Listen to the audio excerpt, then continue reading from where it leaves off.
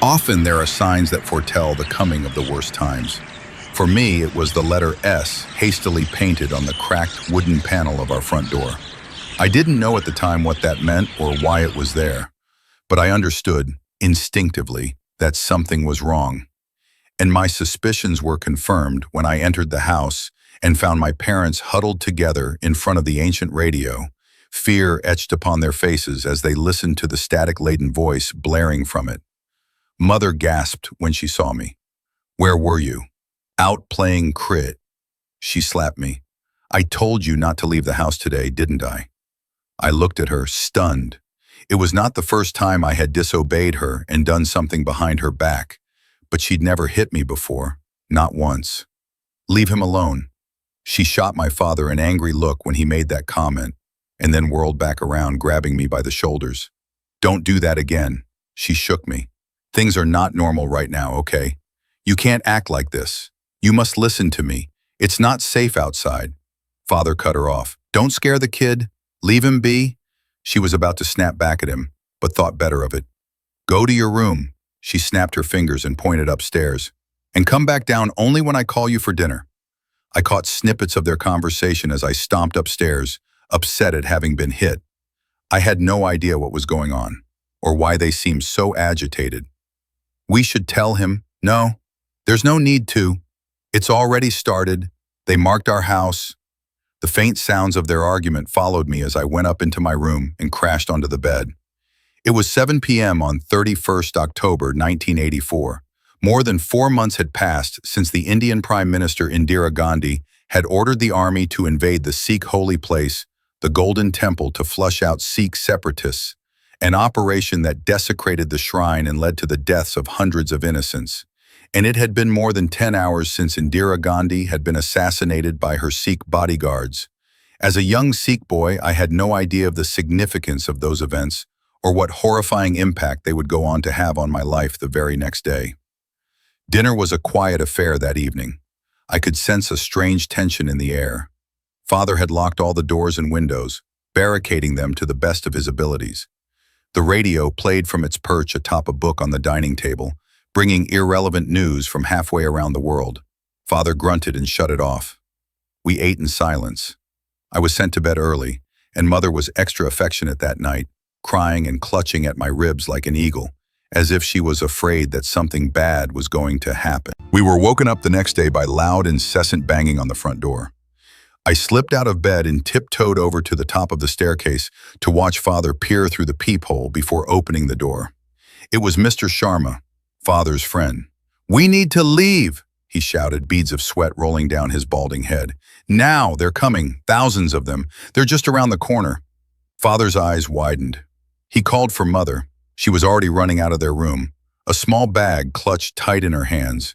She grabbed me by the arm and we rushed downstairs.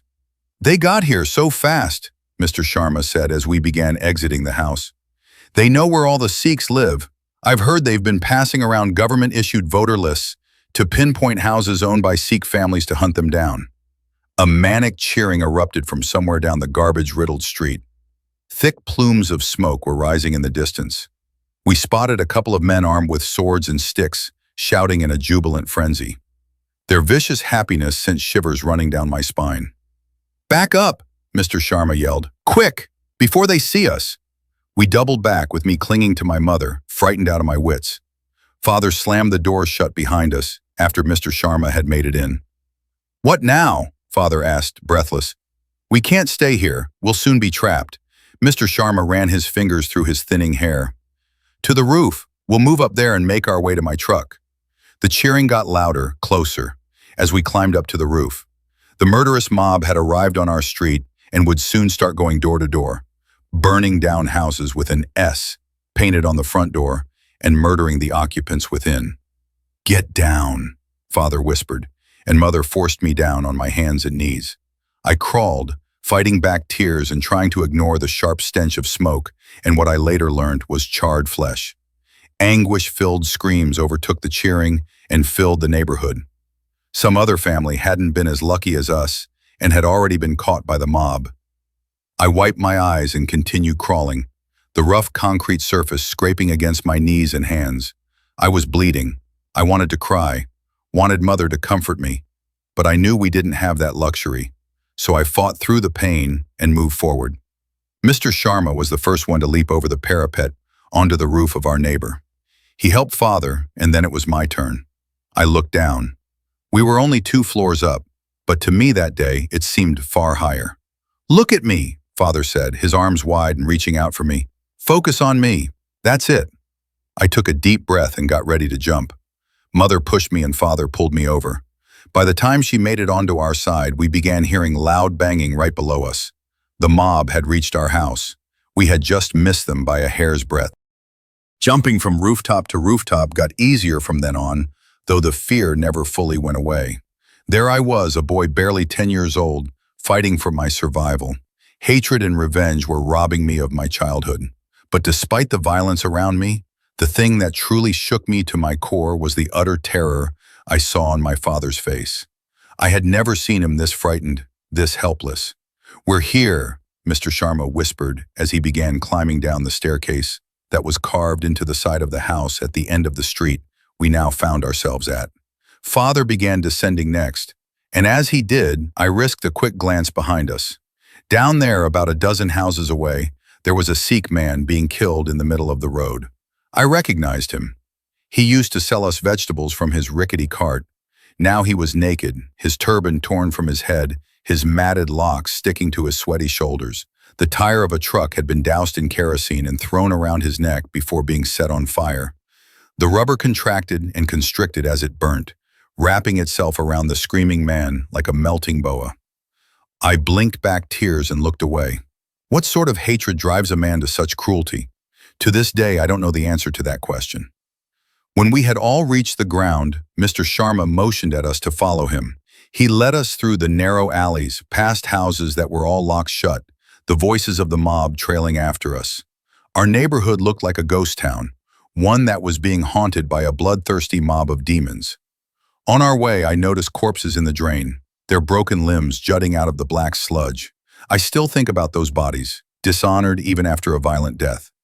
"There it is," Mr. Sharma exclaimed as he pointed at an orange truck parked on the side of the road, its back half covered by tarp. "Get in."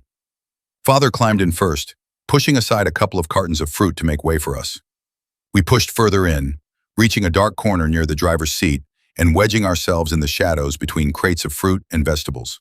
Mr. Sharma slid into the driver's seat, and moments later the truck roared to life. It trundled onto the main road, and we began moving away from it all. Our home, our lives, and especially the violent mob hell-bent on seeking revenge against people who had nothing to do with the death of their goddess-like leader. There was a crack in the side of the truck near where I was sitting, and I used the tiny slit to peer outside, even as Mother sat next to me, shivering in fear and shock. I saw signs of carnage outside, scenes that still haunt me to this day. Blood and gore splattered on the ground. Shops and houses burnt black as charred bodies littered the street. Mr. Sharma ran into various makeshift blockades on the way, little choke points on the road set up by the mob only to trap Sikhs in. They only let him go because of his religion, but not without checking the back of the truck. Each time I sat as silently as I could, my heart hammering in my chest, trying to listen to the footfalls of those who inspected the back of the truck. 3 times the mob stopped us. 3 times Mr. Sharma made excuses about wanting to protect his product. And 3 times we came within an inch of being discovered and violently murdered. I whimpered as I imagined Father or Mother being killed in a horrific manner. But it didn't come to pass. We made it out of the stifling confines of the neighborhood and onto the main road, exhaling in relief, thinking that we were safe. Little did we know that the worst was yet to come. It was a police checkpoint, right where the suffocating tightness of Old Delhi spread out into the luxurious spaciousness of New Delhi. The checkpoint was a long iron pole, laid out horizontally, dangling a couple of feet above the ground, blocking our way. There was just one police car there, and 2 cops, who stopped Mr. Sharma and asked for a bribe. He gladly paid, but the cops wanted to check the back of the truck as well. He reluctantly agreed, praying that this one would be like the previous occurrences, and we wouldn't be spotted. I was young and innocent at that point, raised by movies that taught me the police were always the good guys. I couldn't even have imagined that not only were the cops aiding the mob, but in some cases they were actively committing the killing themselves. We were unlucky enough to have come upon such a duo. One of the cops climbed up onto the truck, using his almost 2 meters long bamboo stick, his lathi, to beat on the crates. His footsteps echoed in the truck as he leisurely sauntered towards us, chatting with his partner along the way. He grew closer and closer and closer until I could see his polished boots. He stopped, merely inches away from me. I held my breath and sat motionless.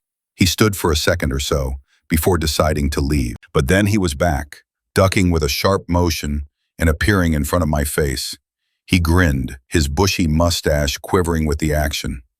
I shrank back in fear as Mother screamed. He grabbed me by the hair and began dragging me outside.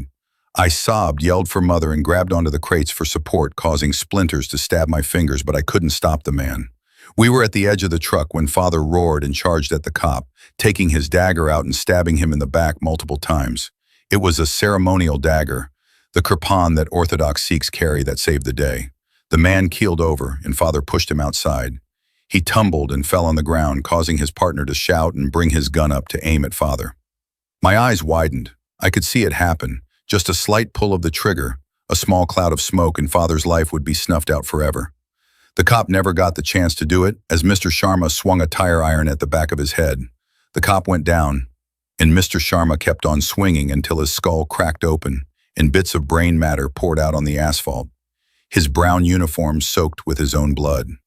"You okay?" Mr. Sharma asked Father, his voice shaky. Father nodded and turned around to look at me. His hands, slick with blood, trembled as the events of the past couple of minutes seemed to flash through his mind. He rushed at me, wrapped his arms around me, and cried his heart out. It was relatively safe from that point on. Crouched uncomfortably in the back of that truck, we escaped the city and traveled to Punjab, a state where Sikhs had a significant presence. Thousands of Sikhs had been killed and almost 50,000 had been made homeless on just one day. And if it hadn't been for the bravery of Father's best friend and some good luck, we would have been a part of the former statistic and not the latter.